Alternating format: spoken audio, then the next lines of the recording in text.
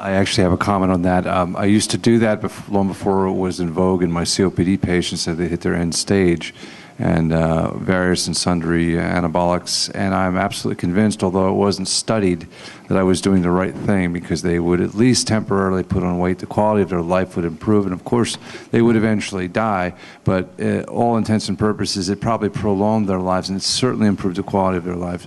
So I would think, my simple stupid rule on this one was anything that works in AIDS should probably be given a shot in people who have similar wasting syndromes or cachexia.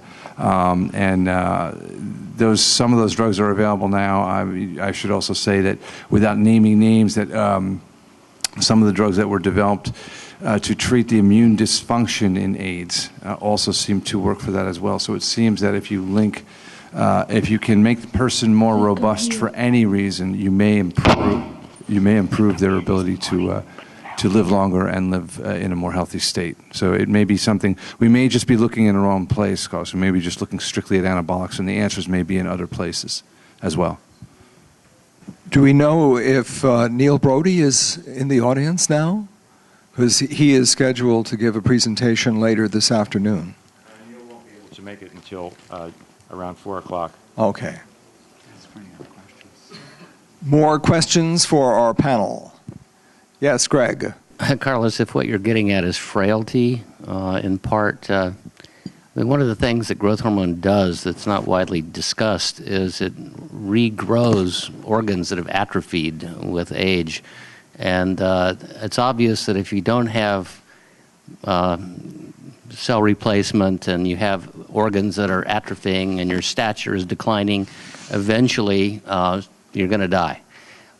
So I think that there should be more attention to the ability of growth hormone to grow your visceral organs back again and reverse the frailty that's caused by aging.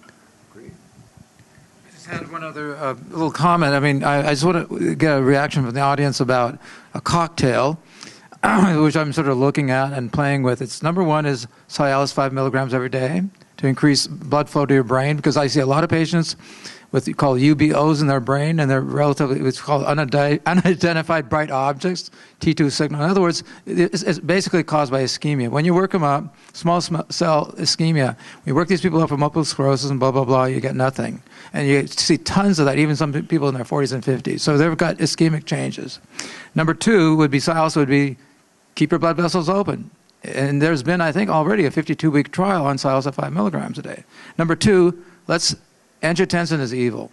The renin-angiotensin system ramped up, and angiotensin is basically like too much insulin or too much glucose. Let's control that with either an ARB or angiotensin inhibitor. Small dose, nothing big. I think we're having side effects. And third, maybe a little metformin. I just want to throw this out to the audience. I mean, this is like a little cocktail I'm sort of playing with clinically. What your thoughts are?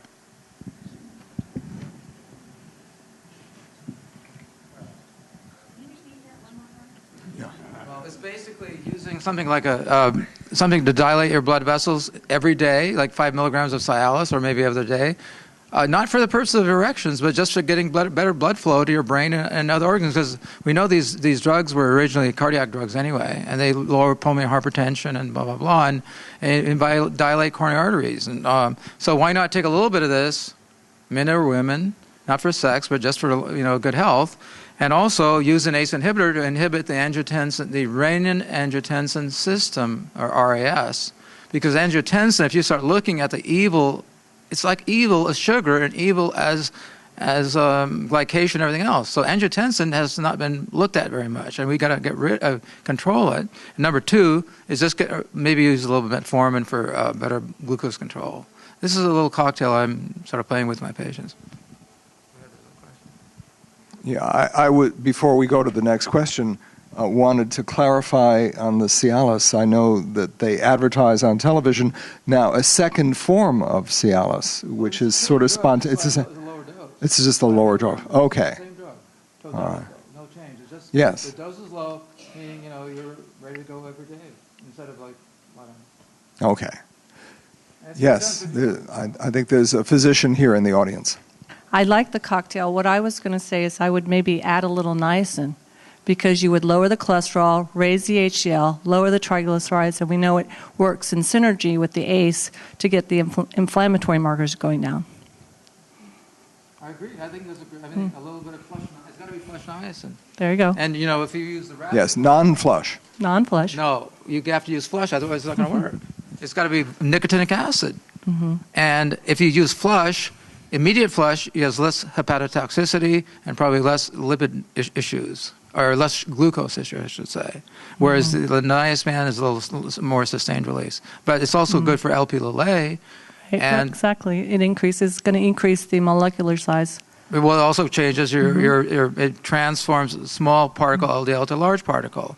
And another thing I really should mention, I think everybody should do an LP-LA. And once you do it once in a lifetime, you know either you have it or you don't. It's genetic. And LP-LA is a monster if you look at the lipidology of lipids in general. I mean, I don't want to get into it. Yeah, I wanted to ask Carlos a question about sports medicine and aging, because I follow tennis quite a bit, and generally speaking, aside from Martina Navratilova, who seems to be special category of her own, when you're 30, you're washed up as a professional tennis player.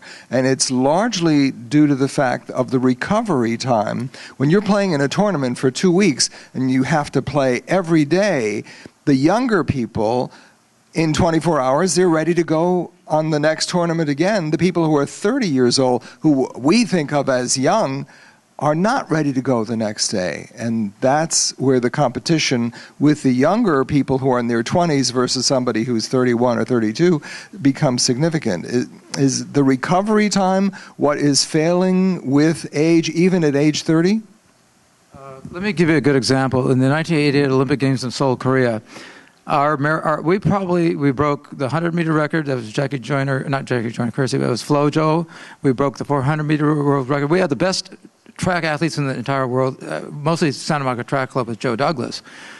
Between the heats, they had to compete like 2 or 3 heats in order to get into the finals, maybe in one day. Now think of the amount of inflammatory stress. You know what they were doing between sets, between running? Ice immersion.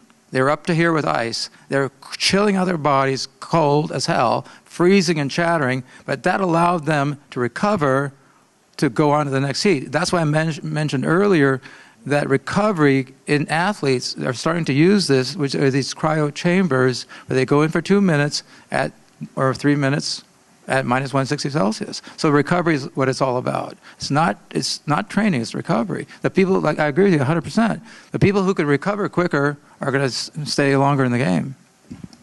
Yeah, one of the things that stem cell banking is what we're talking about here.